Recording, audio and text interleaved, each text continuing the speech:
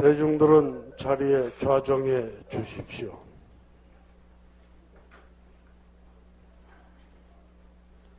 법사 스님의 법문이 있기 전 잠시 몸과 마음을 가다듬는 입정이 있겠습니다.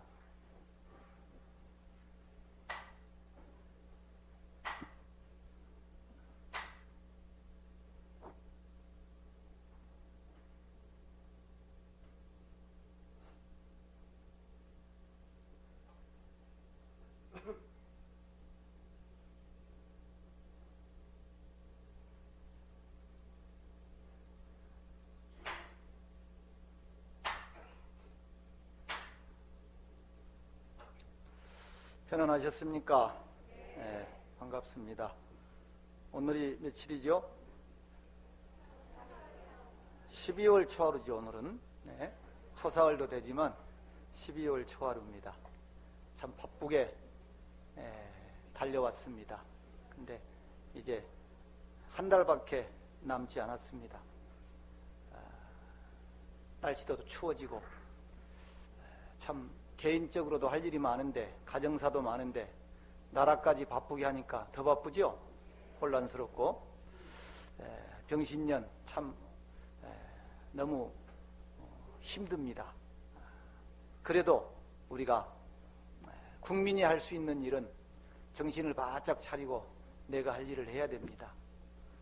조선사에도 지금 한창 입시생들 기도가 있어서 또 며칠 있으면 석불전 50일 특별 기도가 있죠.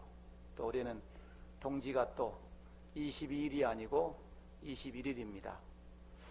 아무리 어려운 순간에도 불자가 할 수 있는 일은 기도입니다. 기도하면은 잡생각도 들지 않고 딴 짓도 안 하고 자신을 돌아볼 수 있기 때문입니다. 대통령이, 국회의원이 국민을 걱정해야 되는데 요즘에는 국민이 대통령을 걱정하고 국회의원을 걱정하고 정치를 걱정하고 혹자가 대한민국 국민들이 전부 스트레스 약을 처방을 받아야 된다고 그런 얘기를 합니다. 그렇지만은 우리가 할 일은 기도입니다. 기도 안 하니까 그러는 거예요. 또 불교를 제대로 모르니까 저는 늘 그럽니다. 불교의 중도를 제대로 알았다면은 저렇게 정치를 하고 저렇게 할 수 있을까, 이런 얘기를 하면서 불교를 모른다는 것이 참 안타깝다는 생각을 합니다. 언젠가 한번 금오 출몰촉 연광하고 옥토승침 최노상하네 하는 개송을 얘기해 드렸습니다. 해는 뜨고 넘어가면서 한 해 한 해를 재촉을 하고, 달은 떴다 잠기면서 늙음을 재촉한다네. 12월 1일이라서 이 말씀을 드립니다. 한 해가 가고 늙어가더라도 우리는 공부하고 기도를 해야 합니다. 차신불양 금생도 하면 갱대하생 도차신이리요 그랬죠. 지금 이 순간 올해 이 일을 해결하고 넘어가지 않는다면 다시 언제 우리가 어느 생을 기다려서 언제 좋은 호시제를 만나서 일을 해결할 수 있겠느냐. 천계량과 만사량이 홍로 일점설이니, 천만 가지로 지금 많이 머리도 굴리고 가진 방법을 쓰고 거짓말도 하고 다 하죠. 그래봐야 어떻습니까? 또 다 드러날 일이고, 천계량과 만사량이 홍로 일점설을 그랬습니다. 벌겋게 달아있는 화로 위에 눈 한 송이 턱 떨어져 봐야 아무것도 아니죠. 바로 녹아버립니다. 그런 것처럼 양무한사 괴심도하면 변신간 호시절이라 그랬습니다. 만약 쓸데없는 생각, 쓸데없는 행동을 하지 않는다면 그때가 곧 인간 세상에서 가장 좋은 시절, 호시절이다 그랬습니다. 야부스님께서는 사향무심득이라고 했습니다. 이 조3일 날은 길게 하면은 안 되니까 지금 제가 조금 빨리 합니다. 조금 막 줄여서 합니다. 그래도 알아듣는 사람이 잘 알아들으면 되겠죠. 예. 잘 알아듣는 사람은 보살입니다. 보살. 못 알아듣는 사람은 부처님입니다. 그보다는. 사양무심득, 모든 일은 무심 가운데에서, 사심이 없는 가운데에서 이루어진다고 했습니다. 어제도 그저께인가요? 대통령께서 나는 사욕이 전혀 없었다, 또는 뭐 다 국민을 위한 일이었다, 이렇게 얘기를 했습니다. 그랬다면 이렇게 일이 됐겠는가? 위인지 말은 다 다른 사람을 위해서, 나는 당신을 위해서 해, 나는 너희를 위해서 하지만은 실제로는 누구를 위해서 합니까? 나를 위해서 합니다. 그러니까 우리는 위인지사라고 하는데 전부 다 내면을 들여다보면 위기지사입니다. 자기를 위한 일이지 남을 위한 일이 아니에요. 언제 남 위해서 뭐 국회의원하고 대통령하고 했나요? 자기 위해서 했지요. 스님도 마찬가지입니다. 신도들을 위해서 산다? 부처님을 위해서는 아니죠. 들어보면 내 자신의 수행을 위해서, 내 자신의 완성을 위해서 사는 거죠. 그게 순수한 고백이 돼야 됩니다. 그랬을 때 백성들은, 국민들은 호응을 할 것입니다. 순수한 그 마음을 읽고, 어느 한 생각이나 한 사람에 집착돼 있으면은, 편애하면은 곳곳에서 불협화음이나 부조리가 생기기 마련입니다. 그 사람의 삶 또한 편안하고 온전한 삶이 이루어질 수 없을 것입니다. 우리는 늘 얘기하죠. 만반장불거요 유유없으시니다 그럽니다. 만 가지 천 가지를 가지고 가지 못하고 오직 내가 지은 엄만이 나를 따라간다. 이것이 인과입니다. 인과. 그러니 아무리 위인지행이라고 남을 위해서, 백성을 위해서, 국민을 위해서 일한다고 소리를 치지만은 국민들은, 백성들은 아이고 다 자기 저 위에서 한 일이지, 이렇게 얘기를 할 것입니다. 작은 그릇에 큰 것을 담으면 감당하지 못합니다. 오래가지 못합니다. 권력도 명예도 돈도 자리도 모두 예외가 아닐 것입니다. 요행으로 조금 더 지속될 수 있을지 모르지만 종래는 작은 그릇에 큰 것이 담겼기 때문에 깨지기 마련입니다. 여러분, 물고기가 공부한다는 소리를 들어보셨나요? 새가 공부한다는 소리를 들어봤나요? 근데 물고기가 공부를 하고 새가 공부를 한다는 구절이 있습니다. 어디에? 폐인사에 가면은 퇴설당에 그 주련이 7원구 주련이 써 있어요. 7원구 주련이. 근데 거기 보면은 정청어 도골하고 소대조 담천하네, 경어 스님의 그 시입니다. 원래 그 퇴설당이 경어 스님께서 사셨고 성철 스님께서 사셨고 해인사 선방에 있는 그 집입니다. 지금 선방이 저 위에 장경각 새로 지은 그쪽으로 올라갔습니다만은 옛날에 성철 스님 계시고 뭐 이럴 때 전부 거기가 선방입니다. 그래서 그 퇴설당이라고 하는 그 현판하고 그 주련을 경어 스님이 쓰셨다고 하는 그런 얘기가 있습니다. 근데 퇴설이라고 하는 게 뭐냐면은, 여러분 이조 해가 스님 아시죠? 예, 달마 스님 그 소림굴에서 눈이 이렇게 쌓이도록 꼼짝도 안 하고 돌을 구했다 그러는 그 해가 스님, 그것이 퇴설입니다. 그 달마 스님이 그때야 돌아앉아서 너 믿음을 보여봐라 그러니까 어땠습니까? 해가가 칼로 자기 팔을 턱 끊어가지고 다쳤다고 하죠. 그때 파처잎이 그 팔을 탁 받쳐줬다고 합니다. 그래서 이조가 탄생한 순간이 그 순간입니다. 그래서 그 눈무더기 속에서도 믿음을 굽히지 않고 정진을 하고자 했던 그 언어가 퇴설입니다. 또 하나의 퇴설은 여러분들 눈을 치울 때 빗자루나 넛가리로 척 치워가지고 한쪽에 척 쳐박아 놓죠. 그 눈은 어떻습니까?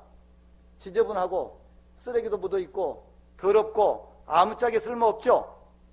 진정한 공부인은, 수도인은 채우는 눈부더기처럼 쓸데없는 생각을, 하고자 하는 생각을, 욕심을, 욕망을 안 부려야만이 진정한 수도인이 될 수 있다.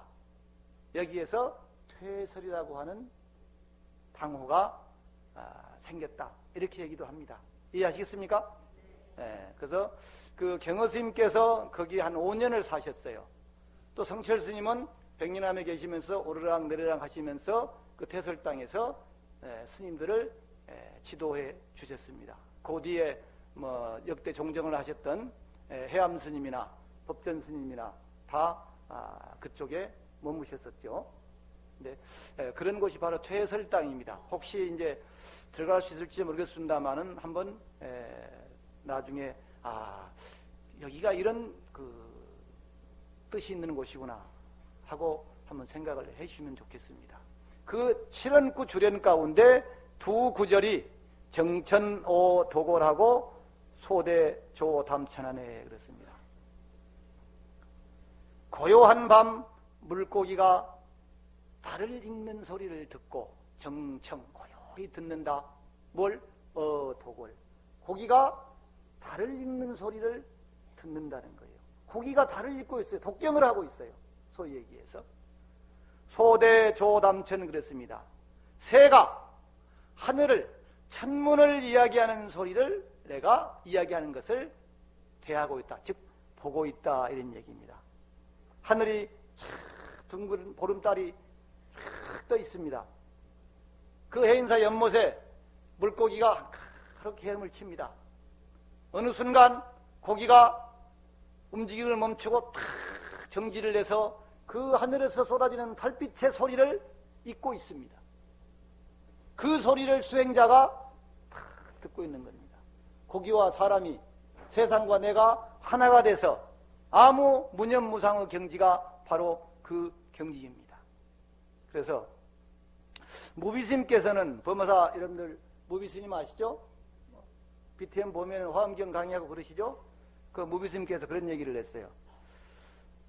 모두 잠든 밤에 참선을 하다 말고 한밤중 달빛에 취해서 문을 가만히 열고로 밖으로 나왔습니다. 마당을 거닐고 있었는데 달빛이 너무도 밝았습니다. 그 달빛에 퇴설 땅에 있는 주른의 글씨가 또렷하고 환하게 보였습니다. 산도 희고 마당도 희고 달도 희었습니다. 그 정청도골이라고 하는 그 글을 읽는 순간에 구절을 읽고 그 자리에서 숨이 멎을 지경이었습니다. 이렇게 그 무비스님 책에 보면은 그런 글이 있습니다. 그 주련을 보는 순간 숨이 멎을 지경이었다. 그것이 소위 말하면 작은 깨달음입니다. 깨달음. 여기 바로 고기가 공부하는 대목이에요. 모든 사념을 잊고 달빛이 촥 쏟아지는 소리를 잊고 있는 거예요. 자연과 내가 하나가 된 무라일치입니다. 무라일치. 수행자가 화두를 챙기는 것도 중요하지만 이런 글이나 이런 어떤 상황을 보고서 깨닫게 되는 겁니다. 사람을 감동시키고 깨닫게 하는 것은 긴 말이나 체계적인 이론이 아닐 것입니다. 찰나에 일어나는 변화하는 자연현상을 보고 또는 간결한 그 사람의 행동, 몸짓을 보고 짤막한 말 한마디나 시 한 구절에서 우리는 깨달음을 얻을 수 있습니다. 고요한 밤 물고기가 달리는 소리를 듣고 새들이 천문을 이야기하는 모습을 본다. 정청 도골하고 소대 조담천이네. 자, 오늘 초삼일 회양기도에 오신 분들 뭐 느낀 게 있습니까? 이분들은 반통했네. 반통. 원래 7원구입니다. 7원구인데 제가 두 구절만 시간이 없으니까 다 하려고 준비를 해왔는데 두 구절만 소개를 해드리고 있습니다. 우리가 진정한 지혜는 거울과 같다 그랬습니다. 거울은 다만 비출 뿐입니다. 거울 안에는 고정된 모양이 없습니다. 고정된 모양이 있다면, 고정된 상이 있다면 바르게 비춰줄 수가 없습니다. 거울은 어떤 모습이 와도 비춰주고 나서는 싹 잊어버립니다. 남겨놓지 않습니다. 근데 우리는 어떻습니까? 전부 집어넣고 있습니다. 이것이 문제입니다. 친한 놈, 나한테 잘해주는 놈, 나한테 못해주는 놈.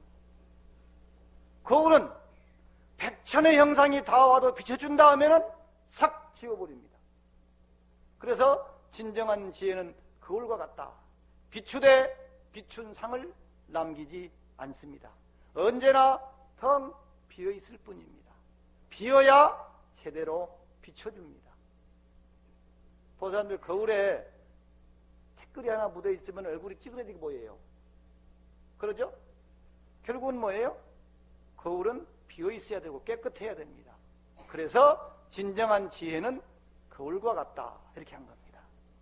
비워두어야만이 오는 물건을 있는 그대로 비추어 줄 수가 있습니다. 거울의 모습이야말로 평등한 지혜 그 자체입니다. 거울처럼 될 수 있을까요? 남편 오면은 남편 고정된 생각, 자식 오면 자식 고정된 생각, 저는 뭐 어떻게 했지, 당신은 어떻게 했지, 다 집어넣어놓고 그냥 애끓이고 있는 것입니다. 어떤 학인이 소실스님에게 교의 뜻과 선의 뜻이 가스님과 다릅니까? 하고 묻습니다. 소실스님께서 답하기를 개한상수하고 앞한 하수하나니라 그랬습니다. 닭은 추우면은 나무로 올라가고 오리는 추우면 물속으로 들어가느니라 그랬단 말이에요. 여러분 횟대라고 있죠? 옛날 닭장에 보면은 나무 이렇게 걸쳐놓고 그게 나무예요. 횟대예요. 닭은 추우면은 나무로 올라가고 오리는 추우면 오히려 물속으로 들어간다. 요즘 말로 하면은 더우면 에어컨 틀고 추우면 히터 튼다. 이거와 같습니다. 이해하시겠어요? 벌써 깨달았네. 더우면 에어컨 틀고 추우면 히터 튼다. 이것이 순리입니다. 이것이 인연입니다. 순리를 거스리고 인연을 거스리고 살면은 분명히 동토가 납니다. 문제가 생깁니다. 그러죠? 네. 할 때 해야 되고 할 것을 해야 합니다. 이것이 유연한 삶입니다. 우리는 부처님의 가르침 속에서 수연의 지혜를 배워야 합니다. 인연을 따를 숫자, 인연연자, 인연을 따른다는. 세상 이치가 그렇습니다. 억지로 되는 것도 아니고. 시간이 많이 지났습니다. 마지막으로 도선사 얘기를 또 오늘 회양을 좀 할까 합니다. 지난번에 여러분 땅 한 평 사기 하셨죠? 다 하셨습니까? 안 한 사람이 있다면 지금이라도 하셔야 됩니다. 지금이라도. 지금 한지가 몇 달이 지났는데 이게 모든 일이 인력으로 안 됩니다. 몇십 년 동안 하려고 노력했지만은 지금 주지심 때 와서 이 일이 이루어지잖아요. 그리고 부처님이 도와주시고 호법신장님이 보호해 주시 않는다면 이런 일들이 이루어지지가 않습니다. 근데 제가 보니까 주지심께서 오셔서 큰 원력을 세우시고 불보살님의 가피와 옹호성중님의 가호가 아니라면 이런 도량불사가 쉽게 이루어지지 않을 것입니다. 또 와서 들으니까 지난번에 그 하천부지 전부 문제가 많았는데 전부 지금 그 땅 한 평 사기 하시죠? 근데 안양암 땅도 국유림이고 다 무어가고 그런데 아마 그것도 아마 5년 지나면은 다시 매입할 수 있는 근거를 확보를 했다고 마련을 했다고 그런 얘기를 정무실장한테 들었습니다. 이제야말로 어떻게 보면 도선사가 시절 인연이 일을 할 수 있는 시절 인연이 도래를 해서 이런 일들이 불보살님의 가피와 신장님의 옹호 속에 이루어지고 있는 것이 아니겠는가. 도선사가 때를 만난 것이 아닌가. 추우면은 닭이 뱃대로 올라가고 오리는 추우면은 물속으로 들어간다는데 이제 도선사가 올라갈 때가 된 것 같습니다. 네. 박수를 이렇게 작게 쳐가지고 먼 간에 기별이 가겠어요. 크게 치려면.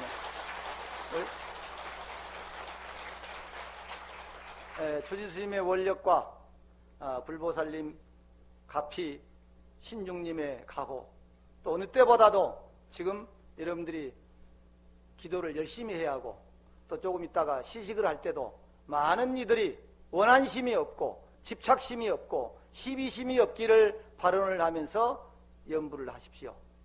우리 해동 제일성지 도선사 이 기도가 제일 영험이 있다고 하니까 다 제사에 참석하시면서 정말 이 난국이, 이 국가가 하루빨리 안정이 되고 백성들이, 국민이 편안하게 해 주십시오. 여러 인연자들이시여, 이런 마음으로 시식을 해 주신다면 여러분들의 정말 기도로 빨리 편안해지지 않을까 싶습니다. 그리고 입시생을 두신 여러 학부모님들, 학생들 특별 50일 기도, 이 인연공덕으로 다 원하는 대학에 합격할 수 있기를 우리 다 같이 함께 기도해 줬으면 합니다. 오늘 마치겠습니다.